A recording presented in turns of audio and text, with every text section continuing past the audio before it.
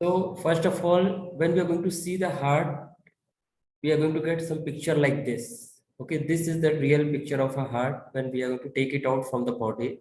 You can see certain structures are there, certain tubes are there. These tubes are named also like aorta, like SVC. Okay, then you can see some tubes are present in the side of the right left ventricles also. तो जो कल हमने बात किया था that we were talking about the coronary circulation and all these things. So one by one we have to see it. So first of all, you see this is left atrium, or you can see specifically say right left auricle part, which is green now. Can you see the color changes? Yes, Anyone? sir. Okay. Next one is right atrium. Here, this side you can see the right atrium.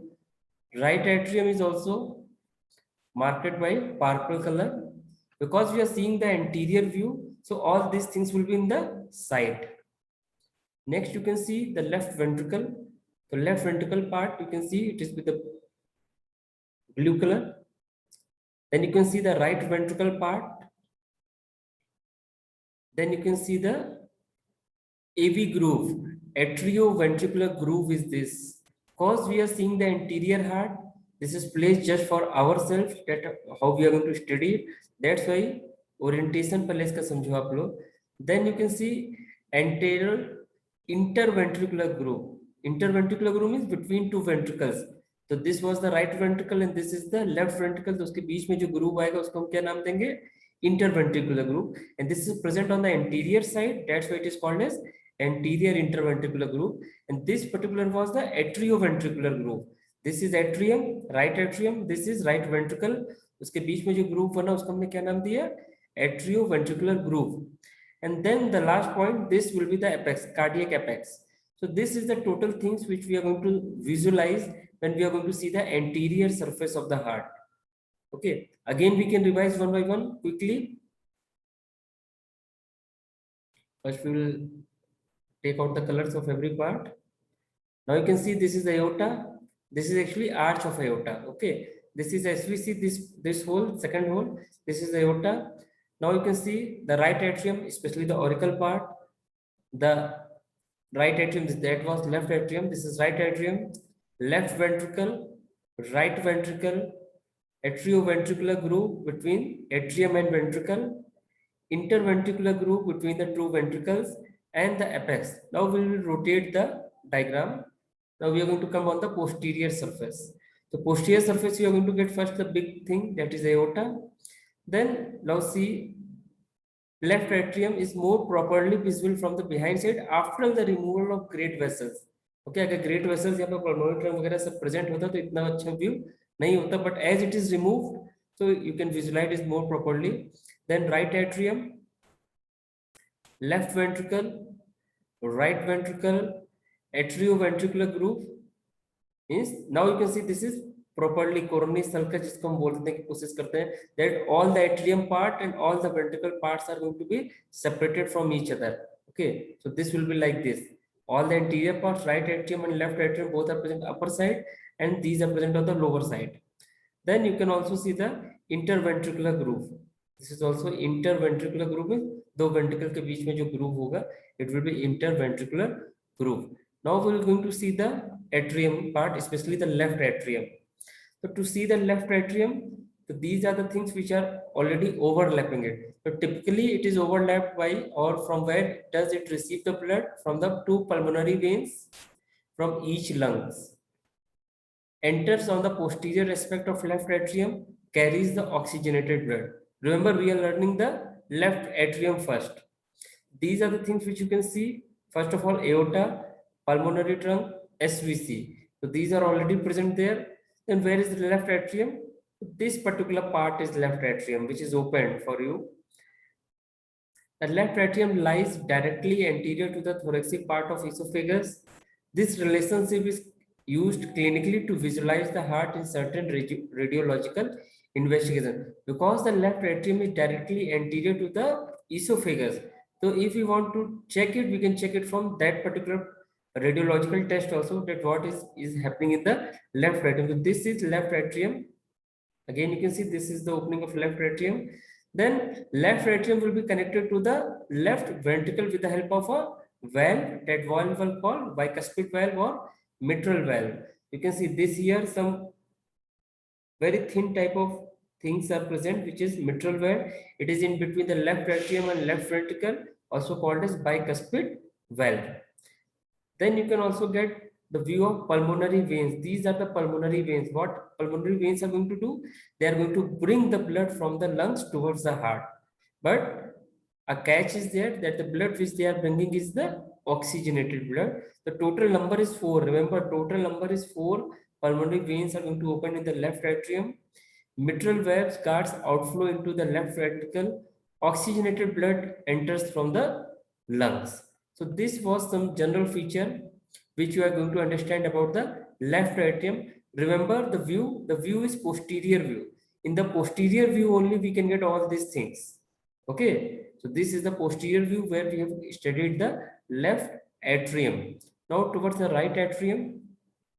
So this area is right atrium. This is, you can see the magnified image. So what does actually right atrium is going to do? There will be two vessels, mostly SVC and IVC. We have already studied there are more than two. There was coronary sulcus also, and there was small foraminas was also present for the vena cordis, which were also opening in that particular atrium only. So now you can see a close-up view of inferior vena cava window here. Inferior vena cava window, closer view means नीचे से जो blood आ रहा है वो यहाँ पे आके खुलेगा. And here you can see the interatrial septum. This is interatrial septum, in this place where some light you can see, it will be what? Fossa ovalis. यहाँ पे skin थोड़ा सा पतला होगा. Okay. Next, coming for the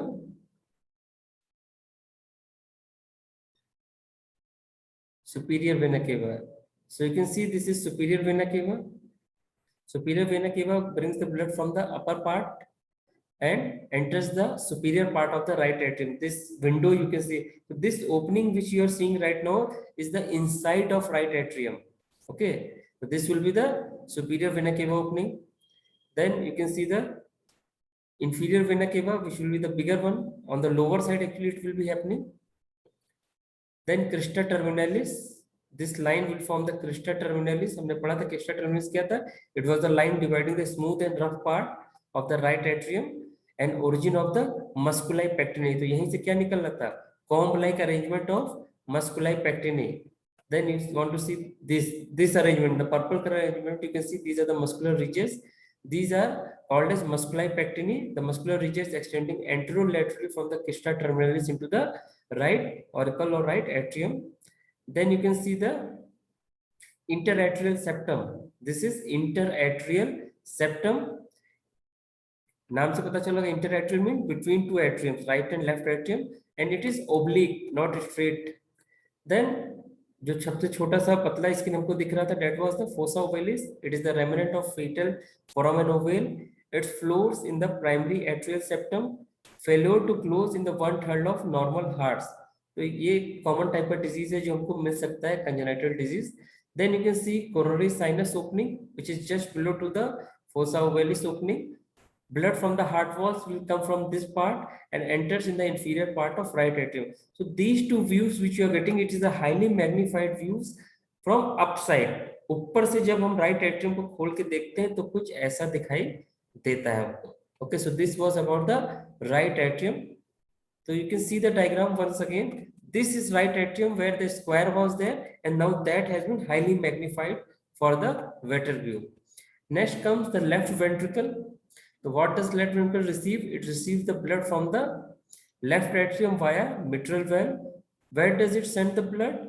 It sends the blood which is oxygenated to the great vessels of the body via aorta. Okay. So here you can see this is aortic opening. This whole region will be the left ventricle part. One by one we are going to color it now. So you can see mitral valve. This is the mitral valve in the blue color area, also called as bicuspid valve. Atrioventricular valve. It allows the blood flow into the left ventricle, prevents the backflow into the left atrium. There are anterior curves, which is 1/3 of the circumference. There is posterior curve. Only two will be there because the name is bicuspid. Okay, and there is fibrous ring, which is annulus fibrosus, which we have studied in the skeleton of the heart, that how they are going to be arranged or fixed in this particular place. So this was about the mitral valve. Mitral valve, some more important points are there, like fibrous ring is made up of collagen and allows the valve to be dynamic and changes the shape throughout the cardiac cycle. When in systole, it narrows the valve opening and collapsing the mitral valve's leaflet. The most common form of mitral valve dysfunction is mitral valve regurgitation or prolapse. Means थोड़ा थोड़ा करके blood वापस जाता रहता है, regurgitate करता रहता है. In mitral valve prolapse, the fibrous ring is wrapped. The altered shape prevents the leaflet from collapsing to fully close the valve in systole. So blood flows backwards into the atria, and it can be corrected surgically by replacing the valve or performing a mitral valve angioplasty. So we are going to repair it, especially the ring. Mitral valve angioplasty is a surgical procedure to revive the valve leakage by tightening or reinforcing the fibrous ring. So these were some additional points related with the mitral valve, also called as bicuspid valve. Then we are going to get the aortic valve. Aortic valve, you can see this particular place, the yellow color, which is the highly magnified image. Again, here it is shown for you. It has three semilunar curves. We have already studied.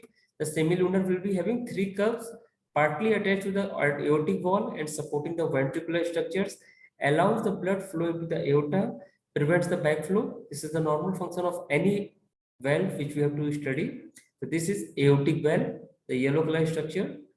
Then you can see chordae tendineae. Chordae tendineae are actually the fibrous collagenous structures supporting the curves of AV valve. Okay, so both the sides they will present, right at ventricle also and left ventricle also, arises mostly from the apical 1/3 of the papillary muscles. Now, what is papillary muscles? Papillary muscles are, as the number of curves will be there will be the number of papillary muscles. So जहाँ पे 2 होगा वो bicuspid, जहाँ पे 3 होगा वो tricuspid. Originate in the ventricular valve, attached to the mitral valve curves via chordae tendineae, prevents the prolapse of valve curves during the ventricular systole. This is the normal function of the papillary muscles. And the last one is trabeculae carni. These are the irregular muscle ridges on the inner wall of the ventricles. They contract, also pulls the chordae tendineae, and then the basically function of closing and opening of the muscles is going to be controlled by this trabecarni, papillary muscles, and chordae tendineae in together and in rhythm. So this was about the left ventricle. Next comes the right ventricle. Right ventricle, you can see this particular part, they have magnified you. This part, especially the valvular part. So from where does it bring the blood? It brings the deoxygenated blood from the right atrium.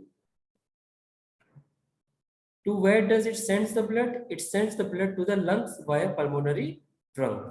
So these are the functions. Now here we are going to see many structures. First one is tricuspid valve. So this is tricuspid valve, which is magnified here. You can see 3 leaves are there. It is also called as AV node, AV valve.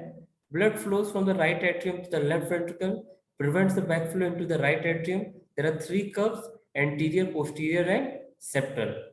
Clinically, if you want to see, again, it is made up of fibrous ring, which is made up of collagen and allows the valve to be dynamic and changes shape throughout the cardiac cycle. One of the complications of tricuspid valve is angioplasty, which is restoring the fibrous ring functional, is damage to the right coronary artery. तो पहले हमने पढ़ लिया angioplasty. Then you can see there is moderator band. This part, orange part, is the moderator band. So moderator band is the part of conduction system. Okay. The muscular bundle extending from the interventricular septum to the anterior papillary muscle in right ventricle apex contains the part of right bundle branch of heart conduction system. Then again, we are going to see the chordae tendineae, which we have also talked. The fibrous collagenous structures supporting the curves of AV valve. So they are always supporters. In right valve, septal curves are tethered by individual chordae tendineae directly to the interventricular septum. Next is papillary muscles. So there will be 2 major, 1 minor.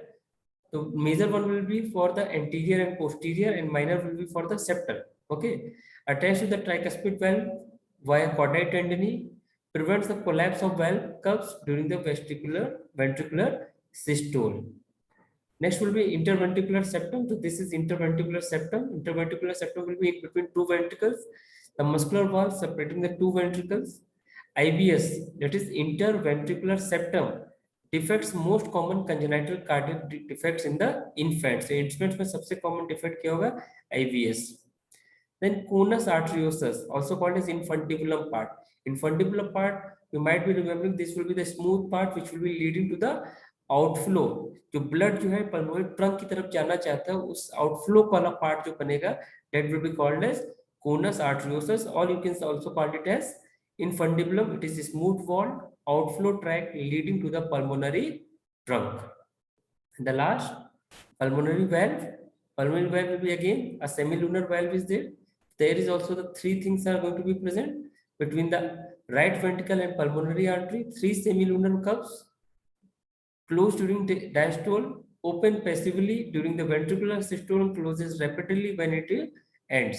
So this was all the things which are important in the pathway or the importance for the right ventricle. Now we are going to come to the vessels. So these, you can see a small video is running on your screen. The blue color denoting the deoxygenated blood to the heart and lung, and red color is denoting the oxygenated blood to the body. Again, I will run it. You can see how the oxygenated and deoxygenated blood are moving inside the heart. Again, you visualize, keep a sharp eye everywhere.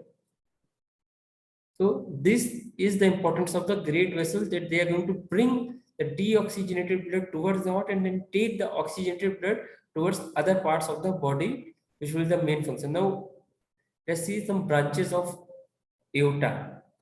Branches of aorta, if you want to see, so first of all, you have to see the thoracic branch. Thoracic branch, as the name suggests, it is going to give to the supply to the thoracic organs only. So the main artery of the series of that deliver oxygenated blood to the body. So first of all, it will be the part of aorta which is in the thorax will be called thoracic aorta. So mainly it will give the branches to the thoracic organs. Okay. तो जो thorax में aorta का part है वही thoracic aorta कहते हैं. Nothing very. Then ascending aorta, the part which is going to be ascend from the part of semilunar valve from the left ventricle, which ascends upside, will call the ascending aorta. It begins at the base of left ventricle, ascends obliquely, curving forward and right behind left half of the sternum to the level of upper border of second left costal cartilage. Diameter increases at the transition into the aortic arch, enclosed by superior vena cava and right atrium on right and pulmonary artery on the left. So it is actually enclosed from the both the sides, and as we have already learned that from here only the right coronary and left coronary artery are going to originate from the respective sinus. So right coronary artery, you can see right coronary artery is coming. It branches off immediately above attached margins of the semilunar valves at right aortic synod. It supplies the right atrium, right ventricle, SA node, AV node via posterior descending and marginal branches. All these things we have already done in detail. This is just for the visualization. Left coronary artery branches immediately above the attached margin of semilunar valves at left aortic synod, supplies the left atrium and left ventricle via anterior ascending and circumflex branches. So these were the branches of the ascending aorta directly. Next part will be the arch of aorta. Arch of aorta will be the curved part, which is continuation of ascending aorta and going to be continued in descending aorta. Okay, so it has brachiocephalic artery. The surface anatomy landmark is sternal angle. Many times I have told you the sternal angle. We have touched it also. We have filled it on the cadaver also. So here is the upper limit. Wherever the sternal angle is there, you can also find in the inner side the arch of aorta also. Then comes the brachiocephalic artery. Name suggests brachiocephalic. So it will be the branch of aortic arch. Trunk comes directly off the arch and bifurcates into two branches. जैसे ही ऊपर निकलेगा वैसे दो में bifurcate हो जाएगा. One will be the right common carotid artery, okay, and the other which bifurcates into the internal and external carotid artery. Internal carotid artery gives the supplies to the brain, and external carotid artery gives mainly supplies to the face, ear, and all the organs which are present on the skull region. Okay. Next is right subclavian artery. You can see the right subclavian artery. Name suggests subclavian means below the clavicle, forms behind the upper part of the right sternoclavicular joint, and it is continuous as axillary artery. With this already we have done all the things. Axillary artery में ये continue हो जाएगा. Next will be the branch of aortic arch will be left common carotid artery. You can see it is left common carotid. It is branches posterolaterally to the brachiocephalic trunk, has both thoracic and cervical part. And then comes the left subclavian artery. Again, it will be continued with the axillary artery and may also have some common origin with the vertebral artery, the left side, left subclavian artery. Then comes the descending aorta. So whatever part is descending towards the abdominal region will be called a descending aorta. It begins at the lower border of 4th thoracic vertebrae, ends at the lower border of 12th thoracic vertebrae in the diaphragmatic aortic aperture, consists of thoracic and abdominal portion. So this descending aorta will be continued as abdominal aorta. Okay, and this abdominal aorta will be discussed afterwards when we are going to discuss about the abdominal blood supply. Okay, so this was all about the branches of aorta in very summarized but very clear cut manner. Then let's see some other thoracic vessels. Thoracic vessels will be needed here because we are concerning with the heart. The heart is a thoracic organ. So first of all, you can see it is superior vena cava. It returns the deoxygenated blood from the tissue above the diaphragm, terminates in right atrium, formed by the junction of brachiocephalic veins, and has no valves. Remember, it doesn't have valves. Though it is in vein, but it doesn't have the valve. Then comes the inferior vena cava. It returns the deoxygenated fluid from the tissues below the diaphragm, drains into the infero-posterior section of right atrium, passes through the diaphragm at 8th thoracic vertebrae. Then comes the pulmonary trunk. It takes the deoxygenated blood from right ventricle to the lungs, divides below the aortic arch at the level of 5th thoracic vertebrae. Then is pulmonary veins. It returns the oxygenated blood from the lungs to the left atrium.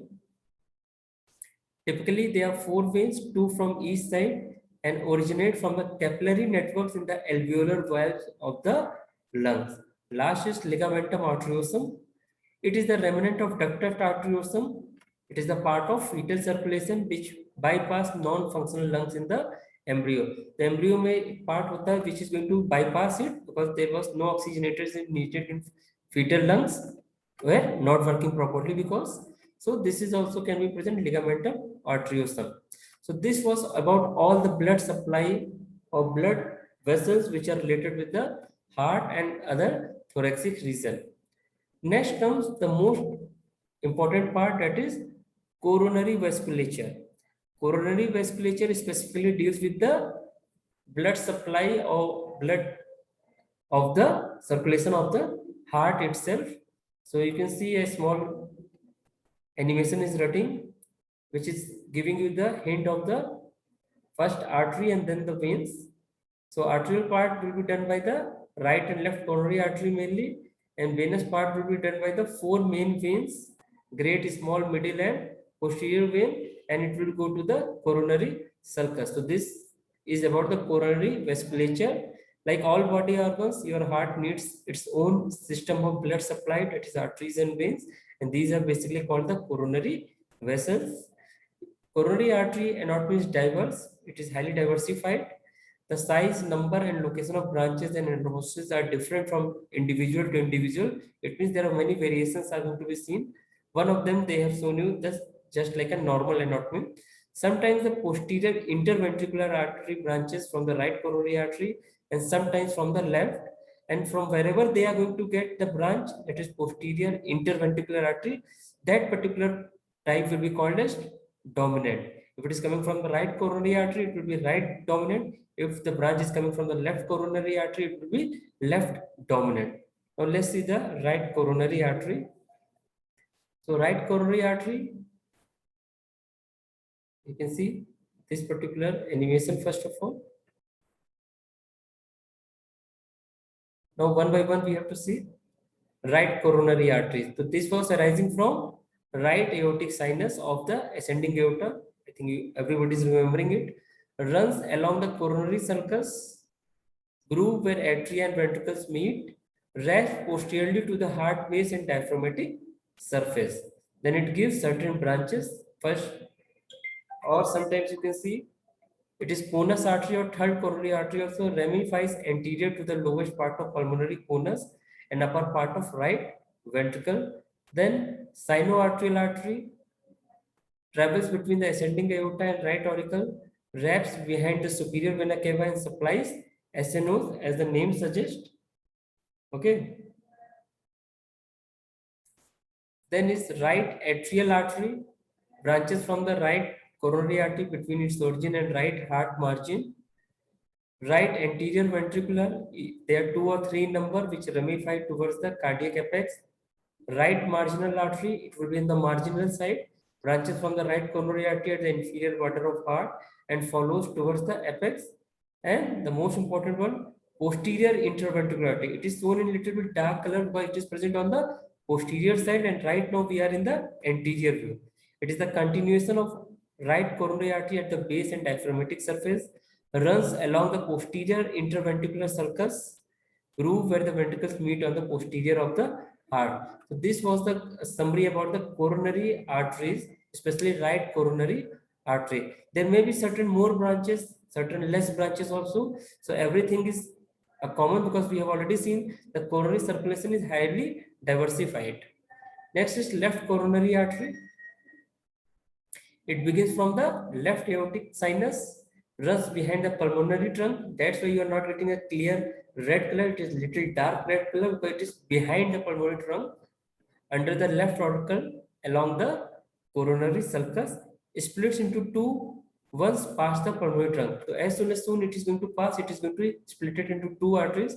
The two bigger one, that is anterior interventricular and circumflex.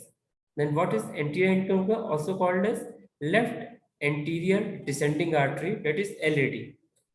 Left ascending anterior descending artery. It follows the anterior interventricular sulcus. That's why it got its name at the oblique angle. Then there is diagonal artery. It travels diagonally across the anterior aspect of left ventricle.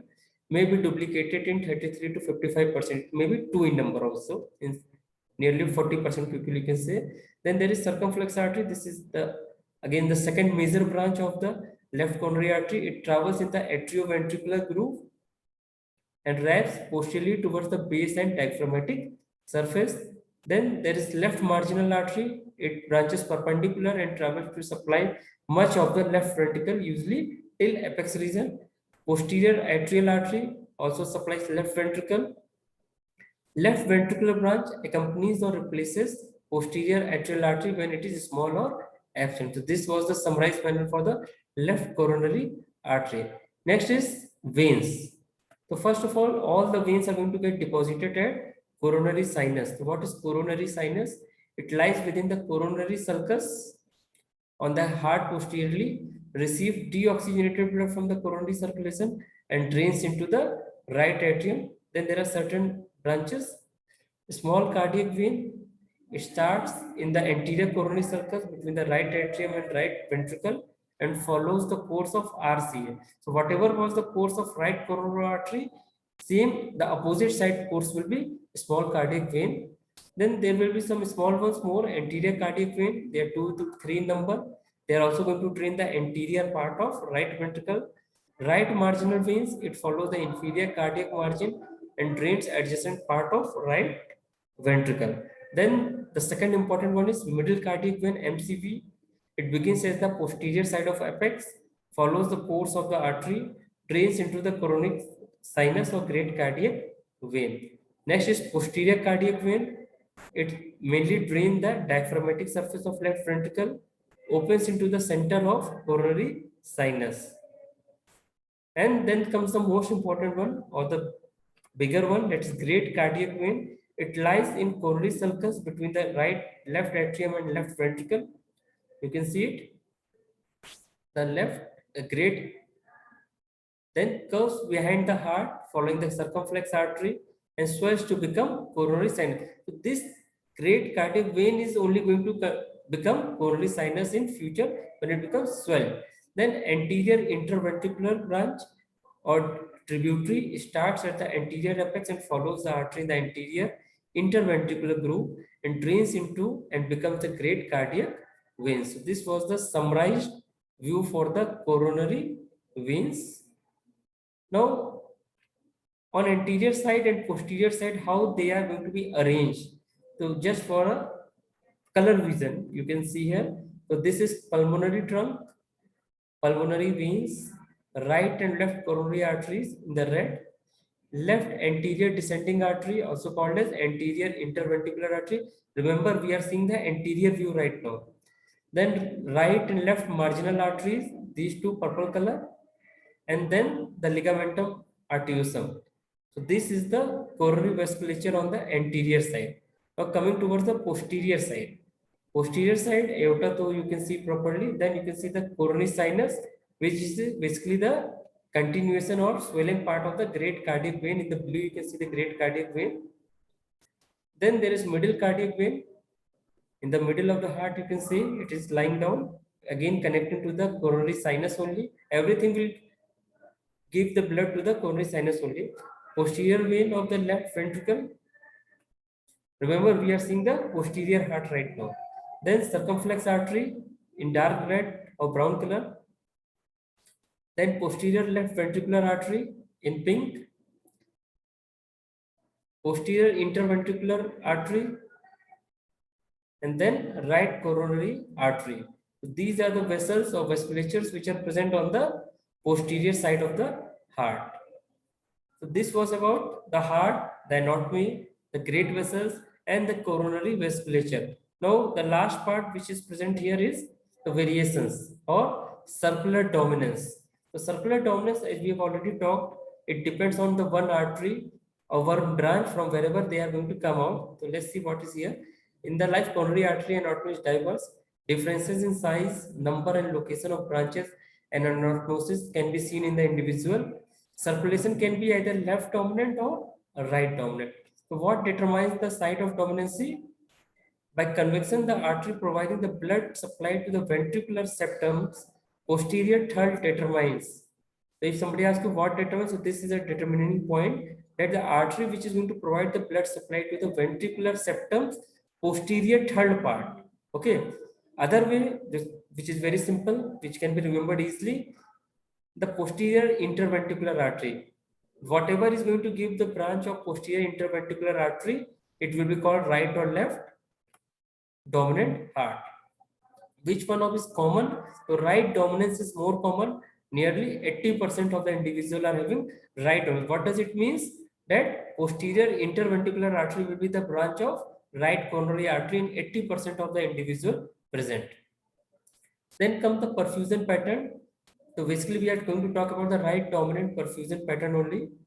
So right coronary artery is going to give the supply to the maximum part of the region, that is right atrium, right ventricle, some part of the left also, posterior vessel wall of the left ventricle, nodes, SA node and AV node, septas, interatrial septum and posterior third of the interventricular septum. The perfusion means blood giving area. What is the blood giving area? Then left anterior descending artery, that is LAD.